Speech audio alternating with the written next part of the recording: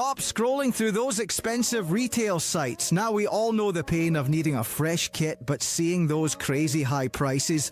Well, there's a smarter way to support your team. Welcome to okjersey.com. The quality speaks for itself. Look at the detail on these designs, whether it's the latest from Manchester City or a classic City kit. You can get any jersey in every size you need, and yes, you can fully customise it with your name, your number, or your favourite legends details, from the Premier League present to EPL retro. If you're looking for it, it's here, and it's always for the best price. Ready to save big? Head to okjersey.com now and use code NAF at checkout. That's code NAF to score an extra 8% off your entire order. Cheers! Since 2022-23 season, Haaland and Foden have scored 15 of the 17 Premier League goals that Manchester City have scored against Manchester United, which is absolutely phenomenal.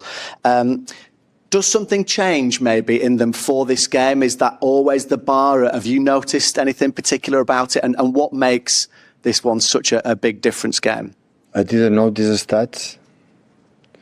If they promised me they will continue, they will play tomorrow. Sure. I love him to bits. But did you not know that was a stat? Nah, but that is mad. 15 out of 17. It's very mad. Start Foden, mate. Start Foden. Well, like Pep said, if Foden can guarantee him a goal, I reckon he will, you know. Welcome back to We Are the South Stand, where I am joined by the man that brings sense, the man that brings calm, Louis. No, I'm joking. I was going to say, mate, I was about to say quadruples on. Guehi signed. Yeah. Well, after that, by the way, also, just quickly, so shout out Pulpy, the man that brings calm, the man that brings sense, the man that brings a bit of maturity to a world full of way too much rage bait. Happy Friday, Mr. Pulp. All right, mate. Yeah, that's some introduction, isn't it? I don't know. I have my moments, so, you know. But for the most part, I do like to sort of like be a bit more level-headed. Normal. Just a normal guy. I'll lose my shit over stuff. It's all right. Do you know what? Sorry, I've just Poppy. Sorry, I've just got invited to another interview on my phone. Have you? Yeah, fucking hell. Literally, when it fucking rains, it pours, doesn't it? Yeah, and intro to the man whose hair everyone loves. The man that collaboration you tabbed me in the other day is about as good at boiling piss as I got rinsed for that. Oh, that was so funny, mate. Rattling United fans is just got to be like one of the best feelings. You know when them comments just start flying in and like got people direct messaging me saying you're a gimp, and I'm just like, the best one I saw was the lady that was saying we should all get this account banned. Yeah. Fully grown woman. Joking aside, a Manchester City and a Man United combined 11, putting predominantly Manchester City players in it is not like it's not that controversial. But do you know what? I had a good one the other day. So I saw people. Don't worry, we are going to talk about football, of course, and we are going to talk about the Marc Guehi signing. And sorry, 1 second. I just sent you the link. Sorry, bear with me. I'll do that in a second. But an Arsenal fan, after they beat Chelsea 3-2, the quad is on. So I just commented saying this is like someone asking for their steak blue when previously the only experience they have with steak is a Big Mac, right? Mm. He then responded saying, mate, we've won more trophies than you. And I said, no shit, Sherlock, but you've never won a Champions League. You haven't won a trophy in 5 years. You've never won a treble. And you haven't, currently this season, you have not won one of the 4 trophies. So maybe just calm down a little bit before you talk about quads. And I said, ultimately, asked for your steak, medium to well done. It's your first time, buddy. But that was it. The abuse I started getting off of other Arsenal fans, the abuse was absolutely insane. People type in long essays. I'm thinking... I've had it, mate. I've had it with Arsenal fans. I've had it with Liverpool fans. I've had it with Forest fans last year. But the man was a Fulham fan. So I used to get all the abuse. Oh, you fat this. I was like, all right, fair enough. And I was like, I put my height in my bio for banter, mate. Honestly, it's the biggest bit of bait merchantry out there. Everyone's like, "Have you got your height in your bio for?" I was like, what? It's just so funny. Honestly, whenever I tweet that does well, I get a lot of stuff. I always get people saying, "What have you got your height in your bio for, man? You fucking think you are?" I'm like, "All right, mate, calm down." So funny. Yeah, it works. The internet's a crazy place, man. It is a crazy place. For some reason, sorry, bless me. For some reason, Jacob can't get in, so I'm going to try and send him. Have either of you got Jacob's number? Yeah. So I think I can send him that link that you sent me if you want. Can you send him and see if it works on that? Because it's not working on this. But right, people, we're going to get into the most important bit. In fact, no, there is the important bin. We're definitely not going to a bin. Yeah, I don't want to get in a bin, mate. Hugo is cooking. Guehi, Cherki, Donnarumma, all under 100 million. Yeah, that's mad when you look at it. Props to Hugo Viana, mate. Absolute legend. But this is what I love about Man City, right? City pick up a few injuries, Gavardio Diaz, massive blow to the defence. And then straight away we're in talks for Guehi, and now it's looking like we've signed him. And that is what a serious club does. So Manchester United take notes. Yeah. That is exactly it. I think you're spot on, and for the prices. But for those of you that don't know where we are with Marc Guehi, so if you believe that Italian guy, Fabrizio Romano, some call him, he's given it the here we go. Now, predominantly the here we go means it gets done.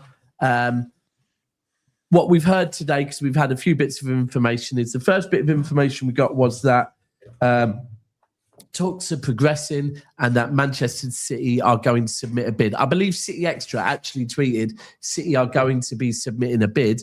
Fabrizio Romano then responded saying bid already submitted. It's then apparently come out as well that City are willing to pay Marc Guehi the signing on fee that he would have got in the summer. They're willing to pay him that now, which means ultimately, and I think the reports are that there will be no issues with there will be absolutely no issues with personal terms. Now, I guess the first thing I've got to say is I was wrong, because I honestly really, really did. From what I've been told, he wanted guarantees of first-team football. Sorry, 1 second. That is... Apparently, the overall fee is 20 million, which is crackers. I thought that Palace weren't going to accept lower than 30. I thought that's what was putting me off. I was like, you're going to pay 40 million for someone who's up for contracts in 6 months, and then you're going to pay him 250 a week. I thought that's just too much. That was where I was like. So, I know it's not my money, but it's like, how have we done that then? I think, do you know what? I'm going to say this is where the voice of reasoning that is pulpy.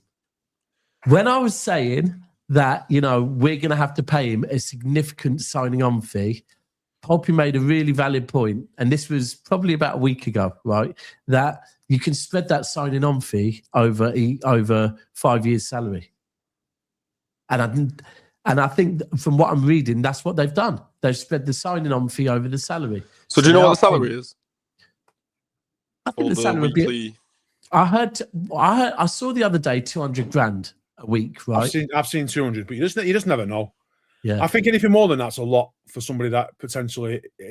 My concern was if you're paying him the sort of money that you're going to be paying Diaz and Guardiola, then you got a problem because one of them's going to want to play and the one's not going to want to sit on the bench for that money. What do you reckon? I think the important thing is that when you look at it, it says 115, 115 people watching. I hope that means there's 115 likes, and I hope that means there's 115 people crying somewhere as well, because we are boiling piss right now. But with the wage, I think it is worth remembering, because people would just say City are paying him 200 grand a year, right? Which, okay, fair enough, or 180, whatever it is, yeah. Just seen a thing here now saying this. Apparently, Alex Crook at Talksport is saying he's on 300 grand a week at City. Which I'd be very surprised if it's that much. I'd be mad. But the main thing we have to remember is, right, that when anyone says that is Marc Guehi, if Marc Guehi was under a 3-4 year contract, would cost probably 70 million at this point, right? Now, I'm not saying he's worth 70 million, but with the English tax, and he would probably cost him. I mean, Maguire cost minimum 70 million, right? minimum So, in today's market. If we're getting him for 20 million to then spread the saving across his wages and across 5 years, makes sense. If he's I worked out before. If he's on 200 grand a week, right, and they pay, and it's a 5.5 year contract, it's 57 point something million quid he'll earn. That's just basic wage on 200 grand. That is mad. What do you think? If you're chucking 20 mil for his transfer fee, and then probably that again in bonuses, 100 million for the whole thing. What do you lot think Diaz and Gvardiol are going to be thinking about this? Because if I was those two, I'd be in particularly Gvardiol actually, because I think Diaz has been really solid this season. I don't think that would they be that bothered because they know they've had Stones and Ake there all this time. Yeah, but is Guehi, in terms of footballing ability, better than Stones? No, not better than Stones. But the only thing he's got on Stones is he's fit. But they would have known Stones is coming more to the end of his career, you know what I mean? Especially Gvardiol. But for me, right, let's look at Ruben Diaz as an example. Ruben Diaz has been here when we've had Stones at his prime and we brought in Gvardiol, right? For me, I feel like at a football club, you have to have your three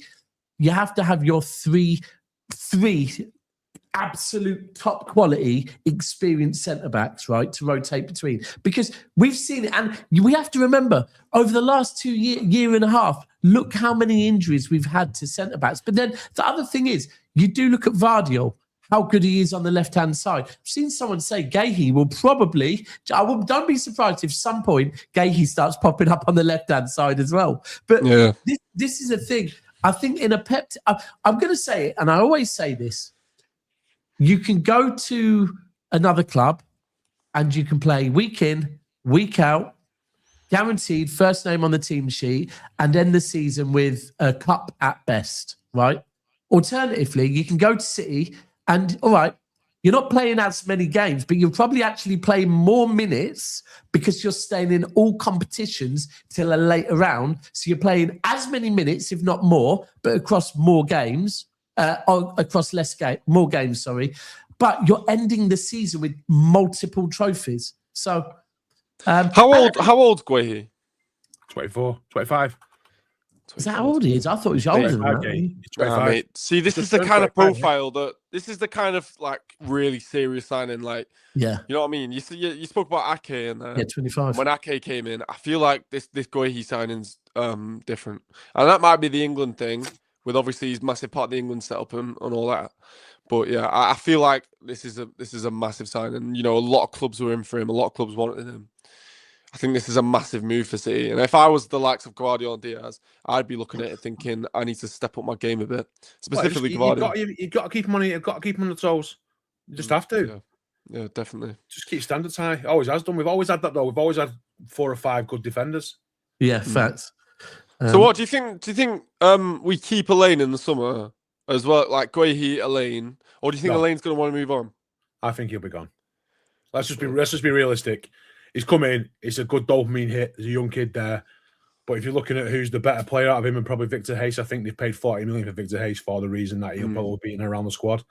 Elaine was just a pure convenience, and the fact that he's playing for City now means his value's going up to somebody else, and that's good for us. You know, fair play to the kid. You know, we're all living to start and be, but you're just signing Guehi. He's gone further down the list. You know what I mean? Puppy, your level-headedness is killing my excitement. It's true. It's right. All right. I love Max Elaine. I love him. No, but I think what you have to Nah, if we're being serious about it, I think you have to. But at the same time, I think you have to think right now. Right. So now with Marc Guehi coming in, it now means because realistically, Ake is gone in the summer. And we don't know if at any point he's injured at the moment as well, to be fair to him, right? So let's just park up Ake. Let's park up Stones. For the next couple of weeks, at very least, we have Guehi, Kuzanov, and Max Allain. Right. Now, we will probably say, so our partnership's going to be Guehi and one of those two, right? Now, it's very easy to say it's definitely going to be Kuzanov. I'm going to be real with you. Remember, a couple of months back, it actually came out that City were considering relaxing on looking for a right back for a little bit and playing Kuzanov there. So there is the chance that Kuzanov might move over there, and it might actually be, because Nunes at the moment is pretty much having to start every single game unless you play Rico Lewis there. Pep's come out and said Rico is a midfielder. So I don't think we're going to want to start Rico there. So there is a world where we actually do play Guehi, Allain and Kuzanov, right? I think either way, Allain is going to get game time between now and May, even with Guehi coming in, right? Absolutely. And I think at the end of the season, and if he continues, I hate when people say this, bro, Kuzanov is a centre-back. Okay, no problem. But before the Vardiel and Diaz got injured, correct me if I'm wrong, he was quality against United and he was quality against Arsenal at right back. So for me to say, and this is we're a club that's been playing Vardiel at left back. Look at Gavardio, mate. And Gavardio was flying at left back. Like saying, bro, Kuzanov is a centre-back to a Manchester City fan with Pep as a manager is just a confusing statement to make. I get his ideal position is, but why are we acting like he couldn't play there when we've won multiple leagues with players that are midfielders at left back? But we won the treble with Ake at left back. You know what I mean? What I was going to say is that I feel like Max will get game time between now and so going into next season, Kuzanov, Guehi, Diaz, Vardiel will be 100%. They're your four. Yeah. And then I think the fifth place, we've actually got a few. We've got Juma Bar, Vitor Hayes, Max Allain, right? I actually think it will be down to, here's your game time, Max. Let's see what you can do now. If he actually continues to play the way he has at City for the rest of this season, I think they'll keep him. Also, he's the academy products as well, so I think that adds value for City. If you look at him and Victor Reis, I'm going to be a bit of a party pooper again. I just see Victor Hayes is a project that City have put a lot of money into. Yeah. Right, there's a lot in that, and Max Allain, if you come down to the brutal bare bones of it, he's just pure profit on a spreadsheet. Stop it, mate. Is he not?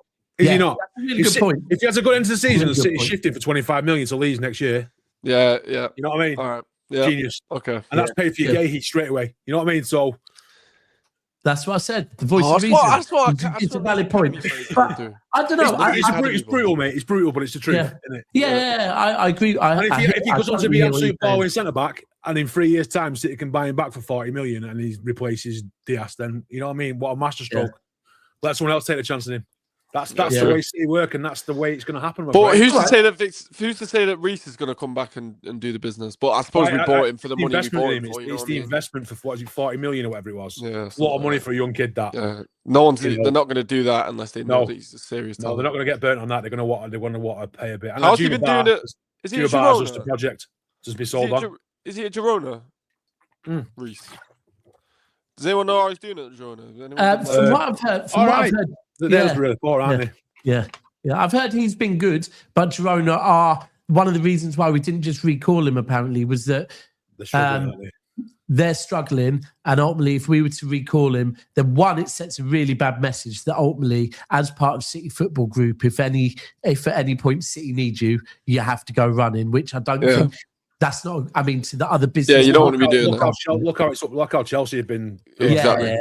And secondly, I think really important to Girona is they've been relegated they've got up to the La Liga once and been relegated. They've managed to get back there. I really don't think, because one of the things I remember seeing Khaldoon speak about in one of his recent, maybe it was either this summer or the summer before, was about not just Manchester City, but how they're learning lessons at other football groups. And with Girona, you've got to stay in the league. You've got to stay in the league. But I don't know. I think this is a really good window. I mean, the other thing is, right, if we say they are our four centre-backs, is there a world where actually if if Max continues to play well whenever he's given game time, is there a world where Pep says, actually, do you know what? I'm going to start you at left back or right back and see how you can do that. The option is put it past Pep. Not Army, mate, but there's we all know there's a right back slot. If you can become an Akanji, utility style player who can just do a solid thing at right back, there's a space for you. So that saves money. Yeah, first. Do you know what? I'm gonna give someone some attention because you're in here clearly doing your absolute best to rage bait. So I'm going to put the comment up, and I think we would all agree as City fans, I think ultimately as football fans, not just City fans, I think we'd all agree with him, right? That Anarchy, there you go, you wanted a bit of attention, so we're going to give you some. Believe Gyökeres has been better than Haaland this season. I think we'd all agree, right? Is there any way we can block this guy? Or No, we're not going to block him. We're going to leave him there but I'm just saying, that's your one bit of attention. Rage bait gives you a lot of weird dopamine hits. So there's yours for the day. And please make sure you're liking the video. No need to block him, people. It's very weird. Thanks for the interactions, mate. You're doing the good appreciate work. It. Please continue to comment and help out the channel. Getting the hour room up. By the way, did any of you guys watch the show last night? Which one? No. Yeah, with Steve. I was working. What's your take on a touchline, Poppy? I didn't see that bit. That's probably on the bit, isn't it? The United fan. Oh, okay. I don't know, man. They're all a bit weird, aren't they? Mate, it was a point where he said, right? It was the point where he said, look, Mainu pockets Rodri. They live in a fucking other world. They do. They gaslight themselves. They're all getting worked up about Carrick, like he's just take a step back at your own body and just relax and just look at what you're talking about. I said this on. I just put a video out with my prediction for the score tomorrow, right? And I think the funniest thing is I said, this is what's going to happen. And here's I said on the video I posted up that I'm going to talk on it. This is how I see tomorrow happening, right? I honestly believe that Carrick will turn up at the ground. They will already have, his shirt, his Manchester United tie, his jumper that zips up from here to here, his jacket he must wear. They will tell him what you are wearing. No tracksuits. You must wear what Man United. Fergie will be there. Fergie will he will be invited down to the dressing room as a surprise special guest. And the maddest thing is, right, and this is what you just said there, they will all the fans will lap up every fucking minute of it. And after all that, they'll get popped 4-0. And this is the thing, the first 20 minutes then, I think that, because I've seen it so many times recently, where the first 20 minutes, they'll try their arse off to press us and, really put it on City, right? And City will weather the storm. City will go 1-0 up in the first half, right? And then we'll end up winning 4-0, 3 or 4-0. On what you said about Mainu, right? About Mainu pocketing Rodri, right? Mainu started 2 games this season, hasn't he? Maybe 3, and 2 of them they lost against Grimsby. He's looked like bang average. Right, he's bang average. He's one of these United kids that come through the academy. And everyone's talking about him like this academy is the best thing in the world. United academy has been poor for years. He's playing that team because he haven't got anybody else anywhere near good enough to play. He wouldn't get in. He wouldn't get in. Oh, you're going to Solskjaer's team from 5 years ago. He was not that good to get in that. So he's not good enough now. I'm ready, Mainu. He's not that good. He's not that good, mate.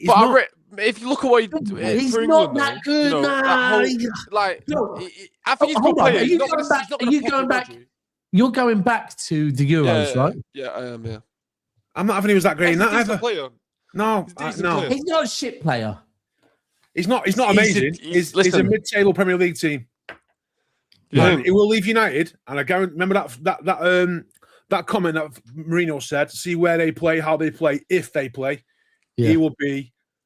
It'll be a mid-player like Jesse Lingard, will just constantly dropping down and down and down. He'll get more and more money, less and less importance, and then eventually you'll just end up seeing him playing in Korea or the MLS. Did he score in the FA Cup final against us, lot, though? Oh, But I'm saying, yeah, mate. Come on. Even the sun shines and the dogs are someday. You sound like United. Hold on. I'm just saying. Listen. All I'm saying is scored in the final. Oh, listen. All I'm saying is I think he's a decent player. Like, I don't think he's a mid-table player. Well, one thing I would say is there's definitely a thing, and there's definitely a thing with him, right? For me, he's been bang average when he's played this season. Well, my whole thing with him is there seems to be a real thing with him that he can't, like, he can only play about 60 minutes. He's not a good footballer. He's not fit. He can't play. He can't play multiple positions.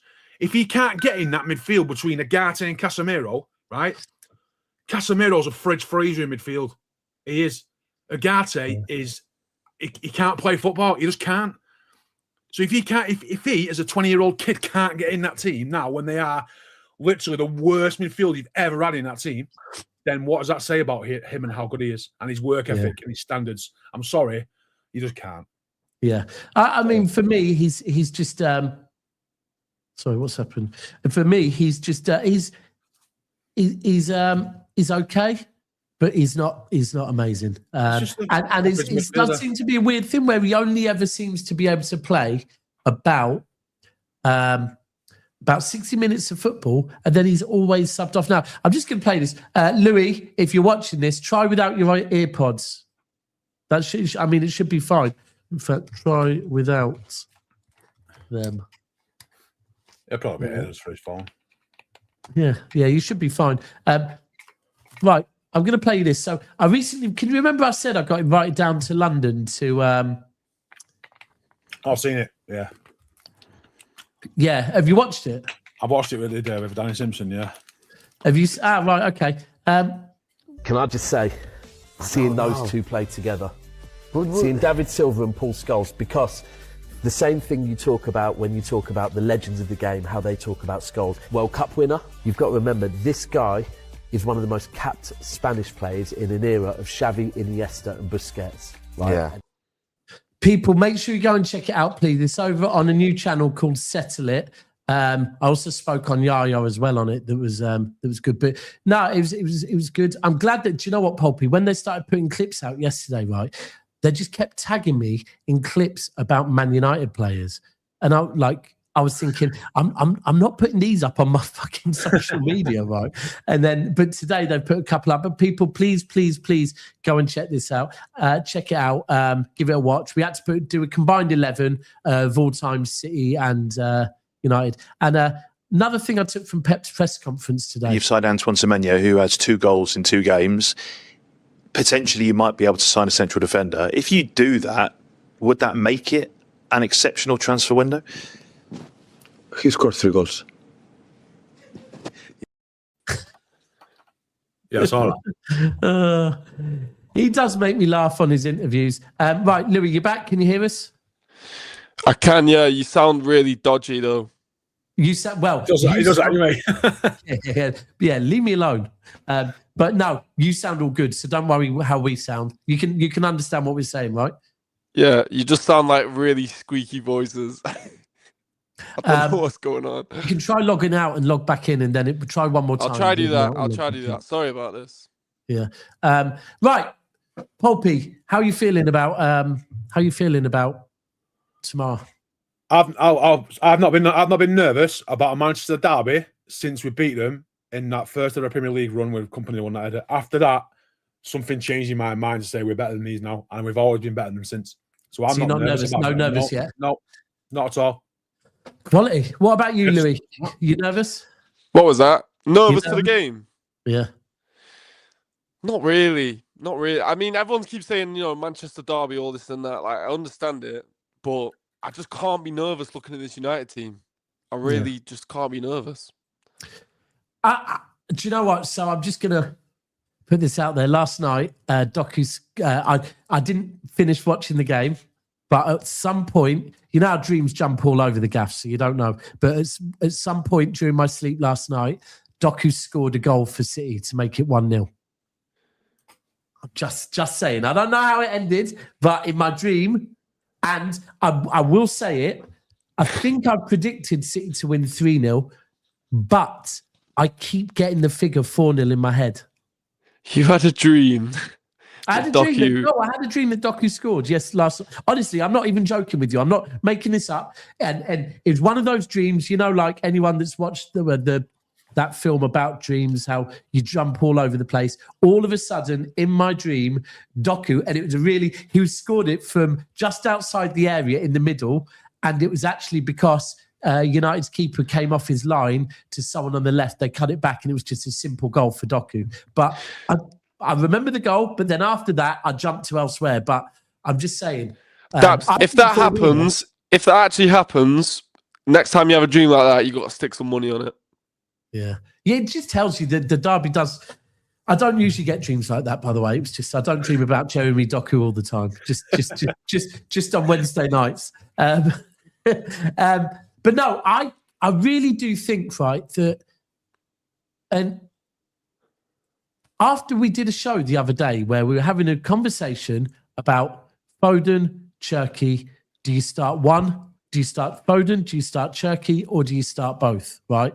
Now, for me, going to say it again, if I'm going by current form, then although I also think that Cherki in recent games has maybe been shooting a bit too much and needs to get back to the creative passer, but at the same time, hey, if he didn't shoot against Newcastle, he wouldn't have scored. So what do I know? But if we're going based on form, right, then I would start Cherki. And probably in any other game, I would base it on that. But this is a Manchester derby. Now, I'm going to repeat one last time for everyone that didn't hear it at the start of the show. Since 2022-23 season, Haaland and Foden have scored 15 of the 17 Premier League goals that Manchester City have scored against Manchester United, which is absolutely phenomenal. Does something change maybe in them for this game? Is that always the bar? Have you noticed anything particular about it? And what makes this one such a big difference game? I didn't notice the stats. If they promised me they will continue, they will play tomorrow. Sure. Now, when you hear that stat, that's why, for me, Foden must start. Yeah. When we talk about when you hear United fans and they're like, "Oh, it's a Manchester derby, though anything can happen." Derby days brings out something in players. Well, then you could use that same logic to start Foden. But do you not think the way he said it? I don't know whether this is just because he's obviously a Spanish-speaking guy, where he said if they could promise me that, then they'd start tomorrow.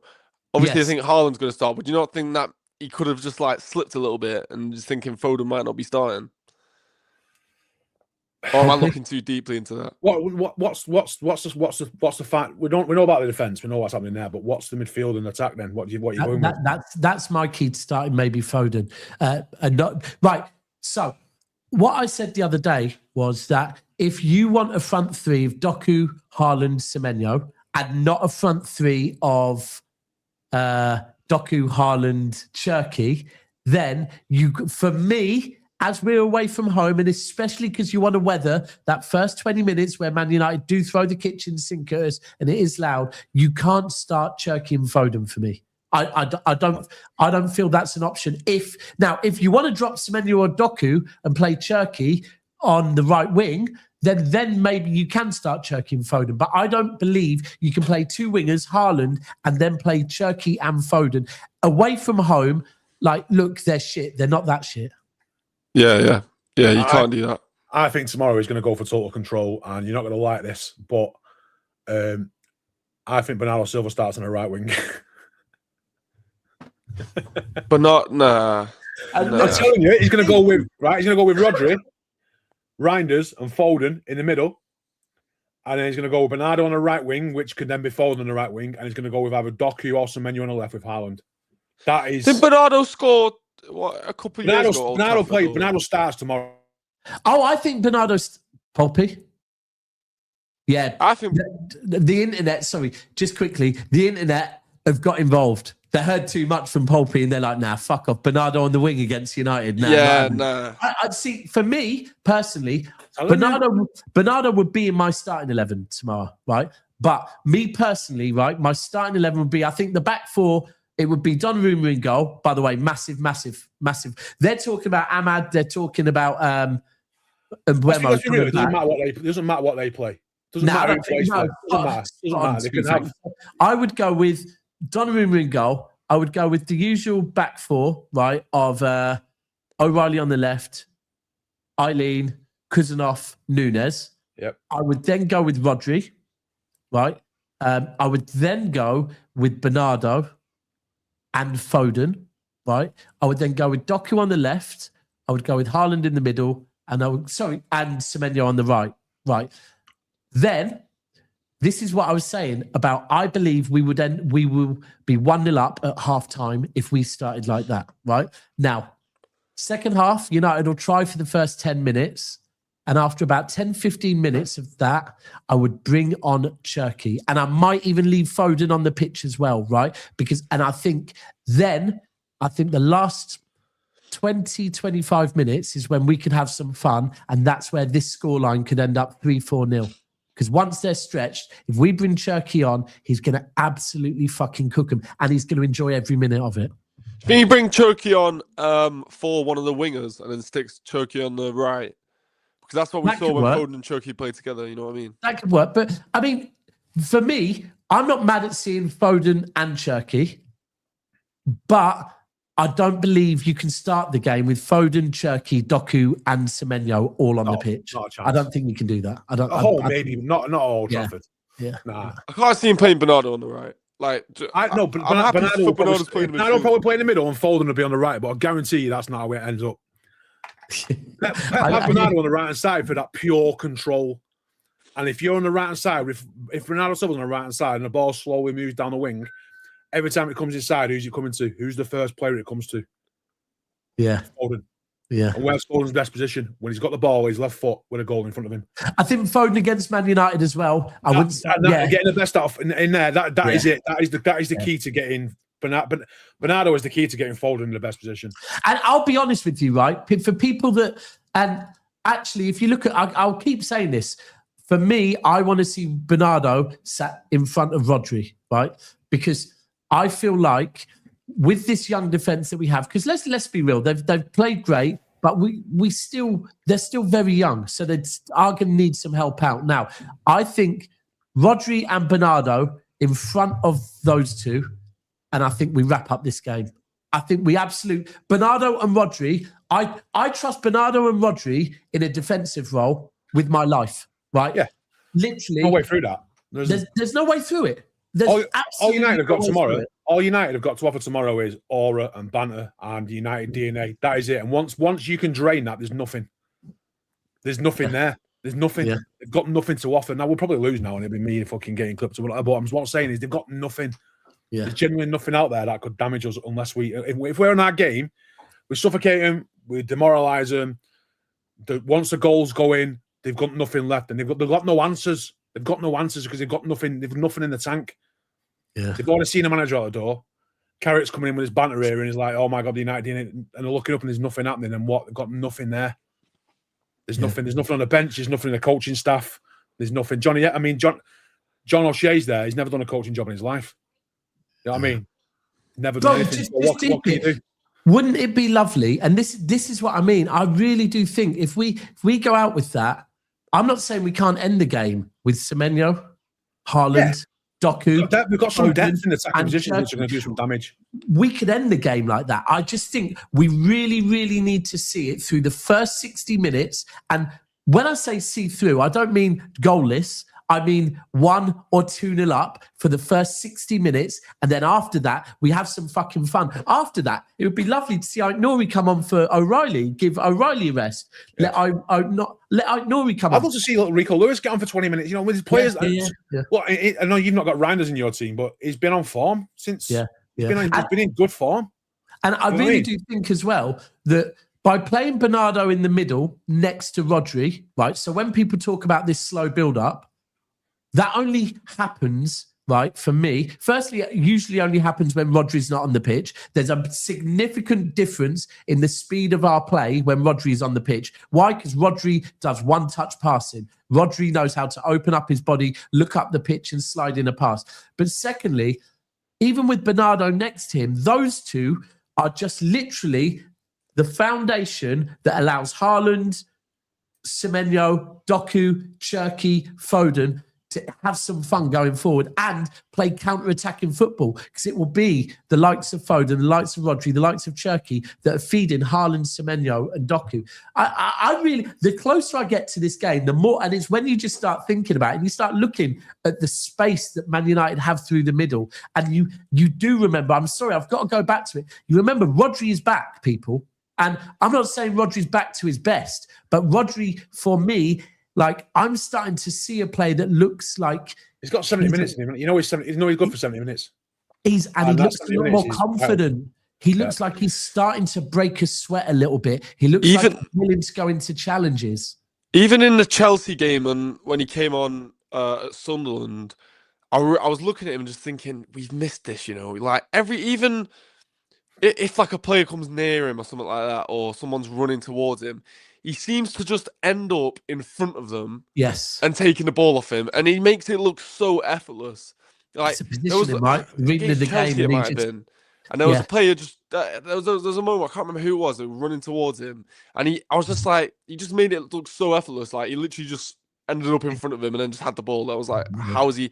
And he does it so often as well. It makes you look like he's a 25-year-old man playing against like 14-year-olds, doesn't it? Yeah. He just got that one level above everyone all the time, and he's just, and he gets so quick. He gets up to you so quick as well. He's like in your face straight away. And I feel like with Bernardo and Rodri in that midfield, I think most football games are won in the midfield battle, and I really think I just can't see him. I feel like we're just going to boss the midfield. If you look at some of our toughest games, I'll always go back to it. And this is why whenever I ask people what their favourite Bernardo Silva is, right, they always say, whether it be the Bayern game or the Real Madrid game at the Etihad, we won 3 and 4-0. Everyone always tells me that's their favourite Bernardo Silva. For me, it will forever be the Fernandinho and Bernardo Silva absolute midfield masterclass against the best Liverpool midfield that we've faced, right? Wijnaldum, Henderson, and Fabinho, right? And I watched Rodri and Fernandinho 2 against 3 completely fucking boss them, right? Just shut up shop on them. And the one thing with Rodri that I notice is, right, is it's very simple things. It's the reading of the game. It's the understanding the game of football, right? And when sometimes you'll see is winning the ball back quickly just by quite simply knowing where a player is going to run to, right? And he just knows. There was in the game the other day, there was a moment where someone, like, I think the ball had gone, they'd won it back, we'd won it back, they'd won it back. And he just kind of stood his ground. He just stood up, right? He knew, you're going to run, one of your touches is going to be shite, and the ball is going to end up at my feet. Not by sliding in, not by stepping in, just by staying exactly where I am. And it worked. And that is because his understanding of the game of football is just different, right? There's certain players, you know, and a lot of them seem to be Spanish, to be fair, when they're reading off the book, the book that is football, it's just different, man. And I honestly do think Rodri and Bernardo holding just outside that defence, I can't see what they can do. I look at it. They might get the odd. You can't predict everything, but if you ran that as a simulator, 98 times out of 100, City would dominate that, unless it's some sort of freak, you know what I mean? But and they know that they know that they're going to be sat there. They'll be sat deep all tomorrow. They'll just counter-attack football. That's all they'll do. Yeah, that's all they've got to offer. I also think people 220 in here. The likes are on about 130. Not bad, but the likes could be better. Please check the likes are lit so that this video gets pushed out to other people. The other thing that I think United are going to struggle with, right, is we're getting back to a point, because we've got injuries at the back. But by the way, Marmoush is going to be back soon as well, which makes it even fucking scarier. But if you are a defence, we're almost getting back to that period now where City have got so many fucking runners, right? Imagine if you're Man United's defence right now, right? If you're Delo, well, straight away, you know that you're probably, because there's no one, I mean, there might be maybe one person in a blue moon that single-handedly can deal with Doku, right? Everyone has to double up on Doku. Okay, no problem. Double up on Doku. Dalot is going to need heaven to go and help him. Okay, cool. Well, now who's going to help Maguire with Haaland in the middle, right? Because someone's going to have to step in and help with Haaland. Okay, no problem. So now who's going to step up and watch Semenyo coming in on the right-hand side, right? And that, by the way, is just our front three. You then talk about the fact that Nunes at the moment, going forward, is looking very fucking good and very tasty as well. So you've got Nunes that's going to be overlapping on one side. You've got O'Reilly that potentially could overlap on the other side, but probably won't need to, so will probably invert, right? And when you start it almost feels like that City that can suffocate United. And we've watched us, where you start pinning a team back. And every time, and look, think what I'm saying here. You've pinned a team back with all these forward plays you've got. You've got Foden and Cherky lingering on the edge, Foden or Cherky lingering on the edge of the area. Man United try and counter. And you've got Bernardo Silva and fucking Rodri to pick up the pieces. Oh, and by the way, if you beat either of them, you've got Kuzanov's pace to deal with it. Yeah, it looks too much. It looks too much of a match. Even the Delo Doku thing. Delo's not going to get a wink of sleep tonight. He's going to be dreaming about Doku like you. Oh. In fact, not dreaming. He's going to be having nightmares. He's going to be having nightmares. And we saw, remember Doku against Anthony? Anthony just started booting him. Yeah. Do you remember that? That's going to be Delo tonight. He's going to get that frustrated. He's just going to have to start trying to kick lumps out of Doku. Yeah, yeah. I don't know. And listen, don't get me wrong. Things can change, but I just think we're going to have too much for them. And going forward as well. Now, when you look at it, the mad thing is, right, when you actually sit and you look at we had that bad run of games of 3 draws, of course. If we would have played United after that run of 3 draws, I probably would have been a bit more, But football is about moments. And the fact that exit game, I said, that is exactly what we fucking needed, right? And then the Newcastle away game. That Newcastle team is a team that have scored 30 goals in fucking 13 games, right?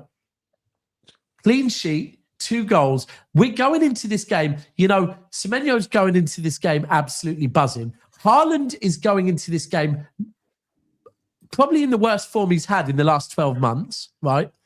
But I don't think that's a good time for Man United to be playing against Erling Haaland. Definitely not.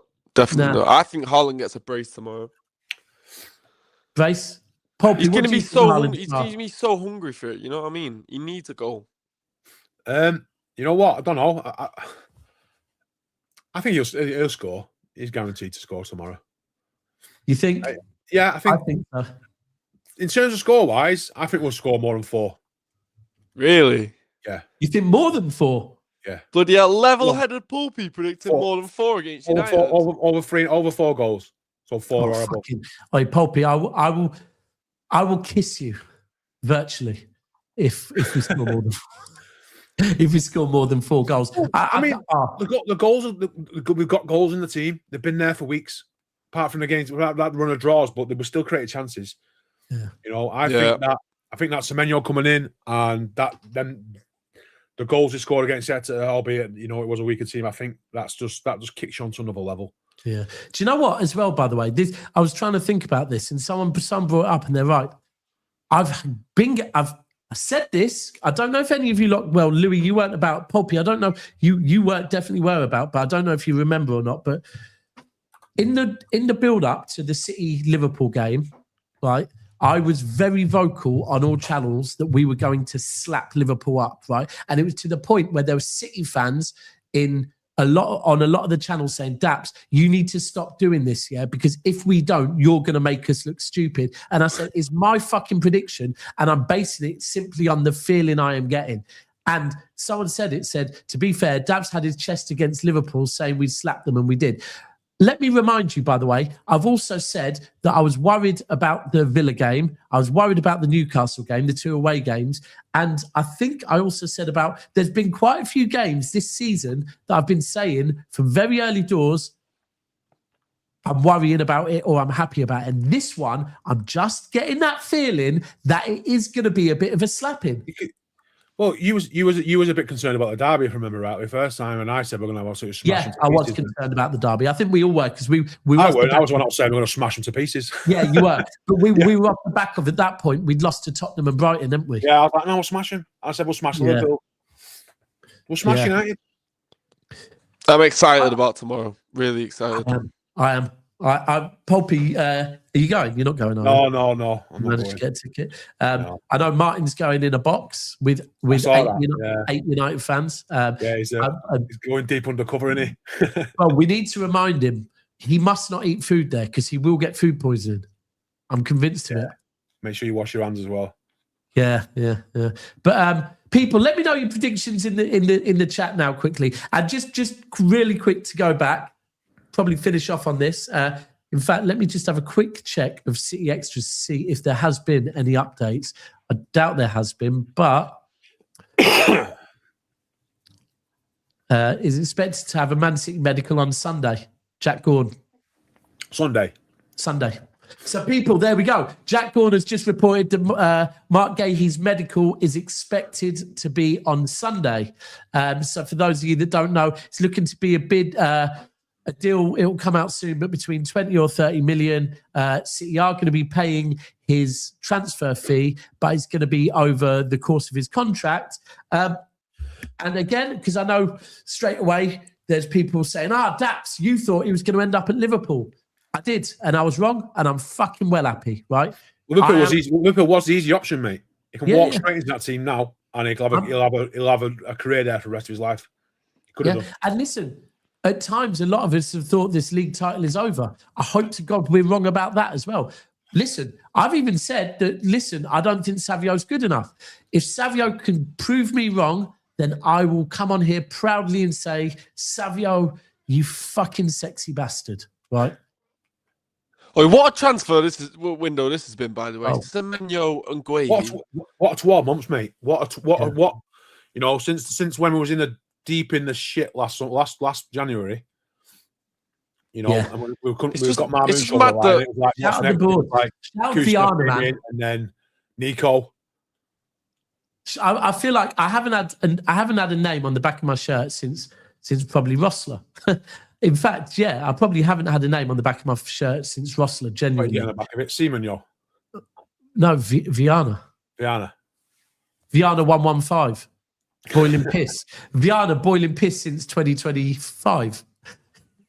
Bro, it does show. Look, it's Pep. Did anyone see earlier when Pep got asked about Marc Guehi? He just said no, nothing to say about. Well, go back and watch it. There's a 1 second smile. He goes, "We can't talk about that. I know nothing." And then smiled, and then went back to his street. Well, the timing is he's probably only just found out himself that he's gone, because it was around that time, wasn't it? Yeah. And things that he's probably been told that he's done. He's come in and he's like. I swear it was only a few days ago where it was we were reporting that it's not looking like it's gonna happen. Yeah. It's mad. Something's changed in the last. What you see on the reporters is probably about 24 hours behind. So something's happened on yesterday.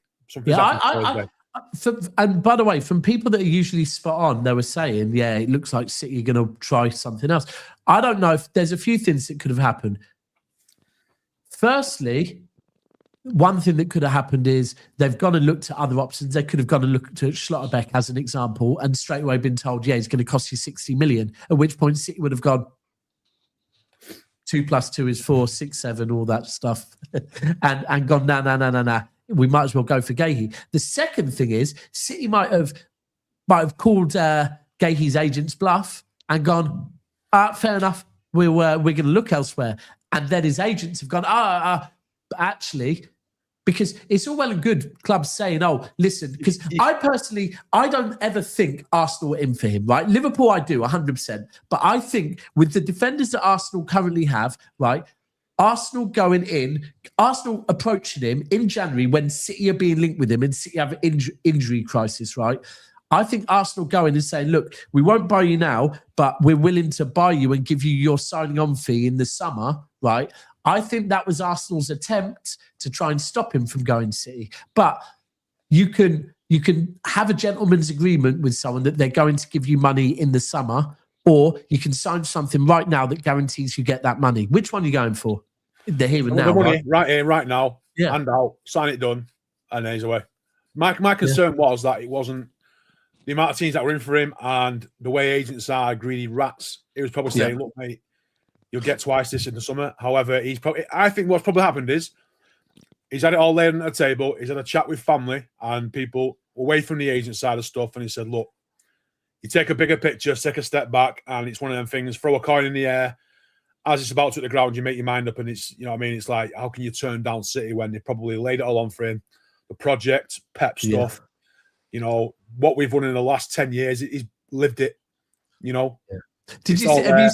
Have you seen that thing that was going around of it had Semenyo when he arrived at City, City had all the trophies lined out.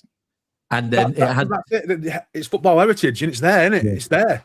And then it had Zubamendi when he arrived at Arsenal and they had his shirt hanging up. Yeah.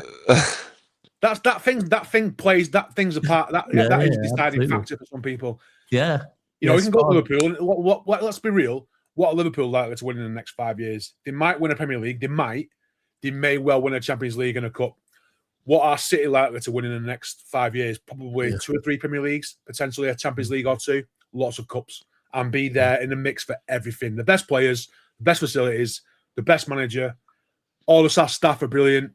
It's all there for you. So it's like, which do you choose? Do you want a bit of a chance or do you want the guaranteed success path? And it's right there. It really is. Speaking of trophies, right? Does this signing sway your boys' opinions on the title this year? No. Because Poppy thinks he's winning it anyway. I think we'll win it anyway. However, you thought we were winning it anyway? yeah, Because I tapped out I tapped out after Brighton. Poppy's like, no, mate, no, don't tap out early.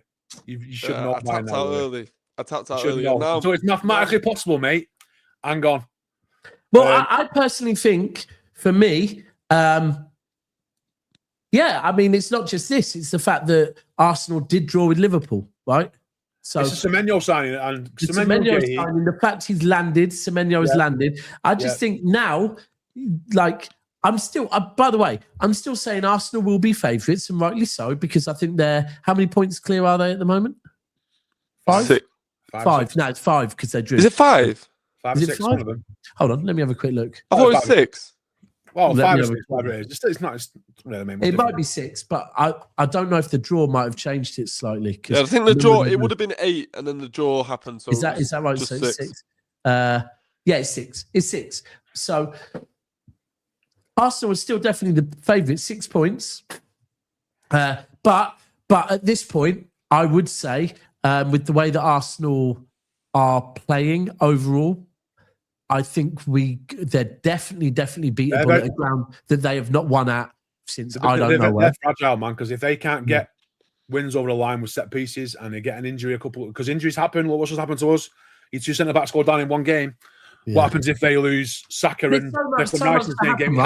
It happens. And the most important thing is that we have to remember, and this is on both of us, not just on us, not just on Arsenal, but this is where it really, like the battle between first and second really starts to happen when you're looking at both teams are still in the Carabao Cup, both teams are still in the FA Cup, and both teams are still in the Champions League. Because, like I keep saying, when it gets to April, right, and you've had home or away game, you've had an away game in the Champions League, right, and away quarter-final or something against, and then all of a sudden you've got a semi-final.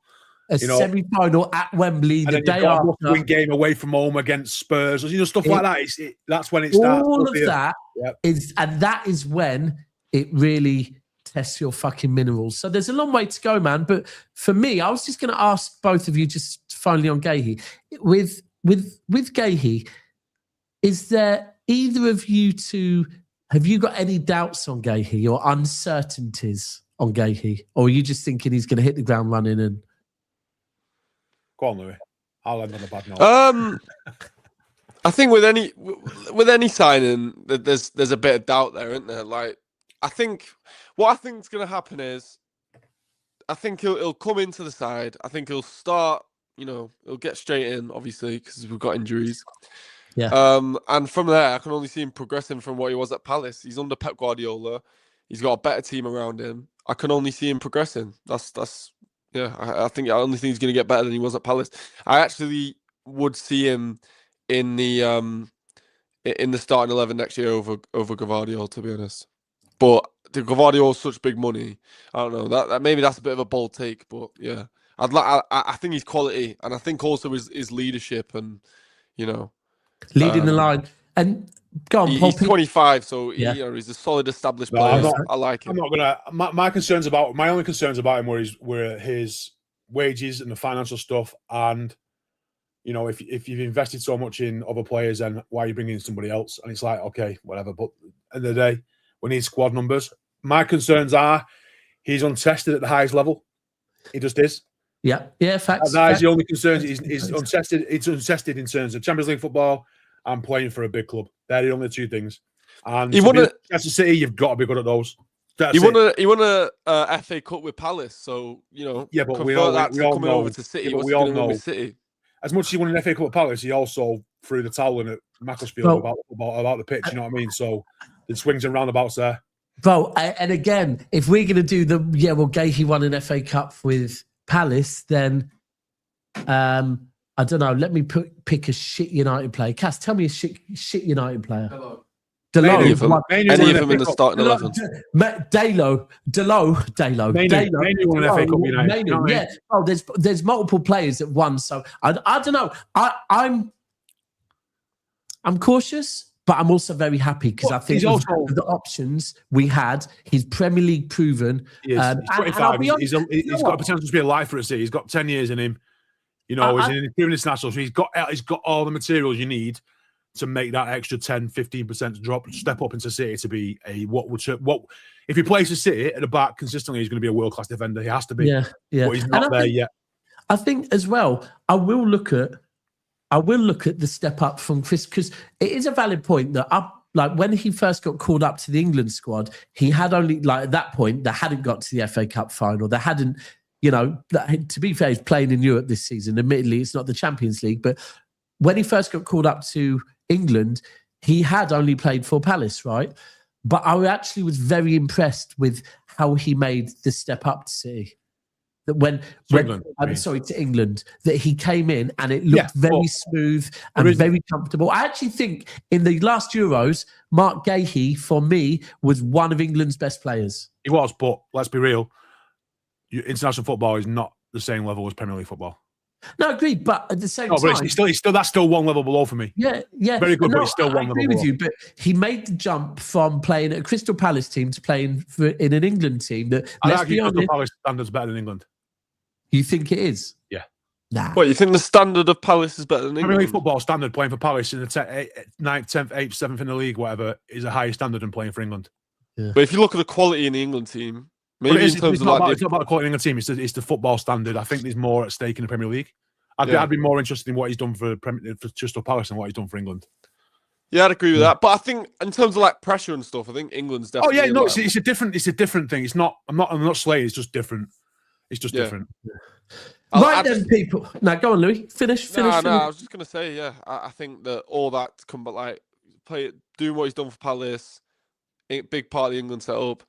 All we can base it off is what we've seen, and from what we've seen, he's been, a solid player. So you can only say he's going to progress from there, unless any signing can happen. It might flop, and that's with any signing. So, it's a good thing when social media is in a meltdown. Yeah. Boiling piss, and ultimately, now we move on. Listen, for me, it's a very, very good transfer window. Shout out to Mons. I believe you were gonna hashtag a phrase in the summer, both of them, right? Well, I guess with Semenyo and Guehi, guess what we did? We got both of them. But now it is over to the derby. This is the last show before the derby. We will be back after the derby.